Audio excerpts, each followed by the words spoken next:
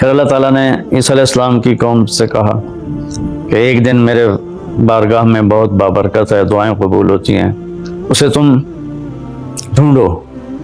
ان پہ چھوڑا تو انہوں نے اتوار چن لیا، لیکن جب ہماری باری آئی تو اللہ نے ہمیں نہیں کہا کہ ڈھونڈو۔ اللہ نے اپنے محبوب کی محبت میں جناب رسول اللہ صلی اللہ تعالیٰ علیہ وسلم کی طفیل اللہ تعالیٰ نے ہمیں خود بتا دیا کہ وہ جمعہ کی رات ہے اور جمعہ کا دن ہے۔ یہ سب سے بہترین دن ہے جمعہ کا، اور پورے سال کے لحاظ سے جمعہ کی رات سب سے بہترین رات ہے۔ خصوصی طور پر پھر شب قدر سب سے اعلیٰ ہو جاتی ہے، لیلۃ القدر سب سے اعلیٰ ہو جاتی ہے۔ تو وہ 21، 23، 25، 27، 29 کی راتوں میں کوئی ایک رات ہوتی ہے، تو وہ اللہ تعالیٰ نے بہت ہی بابرکت بنائی۔ اللہ ہمیں نصیب فرمائے۔ تو جمعہ کا دن اللہ تعالیٰ نے پسند فرمایا، اس میں ایک گھڑی دعا کی قبولیت کی ہے، وہ چھپی ہوئی ہے۔ اس گھڑی میں جس خوش نصیب کو ہاتھ اٹھانے کی دولت مل جائے وہ دعا فوراً قبول ہوتی ہے، وہ سیدھی عرشوں پر جاتی ہے۔ علماء نے اس میں تحقیق کی، ہر ایک نے اپنے اپنے خیال کے مطابق۔ بعضوں کے نزدیک جب امام خطبے کے لیے ممبر پہ آتا ہے تو وہ دعا کی قبولیت کا وقت ہے۔ بعضوں کے نزدیک جب دو خطبوں کے درمیان بیٹھتا ہے تو وہ وقت دعا کی قبولیت کا ہے، اور بعضوں کے نزدیک عصر سے مغرب کے درمیان کوئی بھی گھڑی اللہ کی بارگاہ میں دعا کی قبولیت کی ہوتی ہے۔ تو جمعہ کی نماز کو اللہ کے نبی نے بہت اہم قرار دیا، اور ارشاد میں بڑے دکھ کے ساتھ یہ حدیث بیان کر رہا ہوں۔ میرے نبی نے فرمایا جو 3 جمعے مسلسل چھوڑ دیتا ہے وہ میری ملت سے خارج ہو جاتا ہے، میری امت سے خارج ہو جاتا ہے۔ تو میں اپیل کروں گا ان بہن بھائیوں سے جو نماز میں سستی کرتے ہیں، کم از کم جمعہ ضرور پڑھ لیا کریں۔ عورتوں پہ جمعہ فرض نہیں ہے، مردوں پہ فرض ہے۔ تو میں کہا کرتا ہوں جو دوست ملتے ہیں جی نماز نہیں پڑھی جاتی، تو میں ان سے کہتا ہوں ایک نماز 5 میں سے طے کر لو اور ایک جمعہ طے کر دو، 2 نمازیں شروع کر دو۔ جس نے بھی اس پہ عمل کیا وہ 5 وقت کا نمازی بن گیا۔ تو جمعہ کی نماز کے بعد جمعہ سے جمعہ تک کے جتنے گناہ ہوتے ہیں وہ اللہ تعالیٰ معاف فرما دیتے ہیں، اور جو جتنی جلدی جا کے بیٹھتا ہے امام کا خطبہ سننے کے لیے اس کو اتنا زیادہ اجر ملتا ہے۔ تو آج رمضان کا پہلا جمعہ ہے کہ ہم اس کا اہتمام کریں۔ رمضان المبارک میں جنگ بدر ہوئی، 17 رمضان جمعے کا دن، اور اللہ نے قیامت کو بھی جو قائم کرنا ہے جمعے کا دن۔ تو ہر دن اللہ کی بارگاہ میں بابرکت ہوتا ہے اگر ہم اس میں اللہ کی مان کے چل رہے ہیں، اور رمضان شریف میں خاص طور پر، اور پھر جمعہ ہو تو خاص طور پر اس میں ہم اپنے عبادت کو پڑھنا ہے۔ درود شریف جمعے کے دن کا مبارک عمل ہے، کثرت سے درود شریف پڑھنا، اور 300 دفعہ جو درود شریف پڑھ لیتا ہے وہ کثرت میں شمار ہو جاتا ہے، اوپر کی کوئی حد انتہا نہیں ہے۔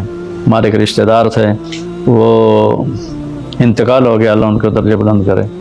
وہ روزانہ ایک دن میں 10,000 دفعہ درود شریف پڑھا کرتے تھے، ہر وقت تسبیح ان کے ہاتھ میں ہوتی تھی، اور روزانہ 10,000 دفعہ درود شریف پڑھا کرتے تھے۔ تو میرے بہن بھائیوں، میرے عزیزوں، اللہ تعالیٰ نے ہمیں ہر نماز کی بڑی اہمیت بتائی ہے، ہر نماز کی، لیکن خاص طور پر جمعے کی بڑی فضیلت ہے، اور جمعہ بھی رمضان المبارک کا ہو تو اور زیادہ وہ باعث برکت ہے، قابل رحمت ہے۔ تو روزے کا بھی اہتمام ہو اور ساری نمازوں کا اہتمام فرمائیں، کوئی باجماعت پڑھنے کی کوشش کریں، کوئی جماعت سے رہ جائے تو پھر اس کو چھوڑیں نہیں، اسے ضرور پڑھ لیں، کہ نماز کی اللہ تعالیٰ نے جتنی تاکید قرآن میں کی ہے اور کسی کی اتنی تاکید نہیں کی، اور اللہ تعالیٰ نے 10 دفعہ اقیم الصلاۃ، اقیم الصلاۃ، اقیم الصلاۃ وآتوا الزکاۃ، تو 10-12 دفعہ اللہ نے قرآن میں براہ راست حکم کیا اقیم الصلاۃ وآتوا الزکاۃ۔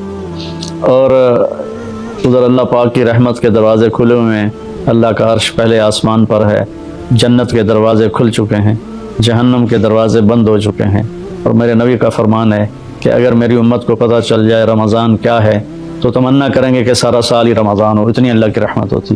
اللہ نے فضل فرمایا، صرف 1 مہینے کے لیے ہمیں اللہ تعالیٰ نے اس کا پابند کیا۔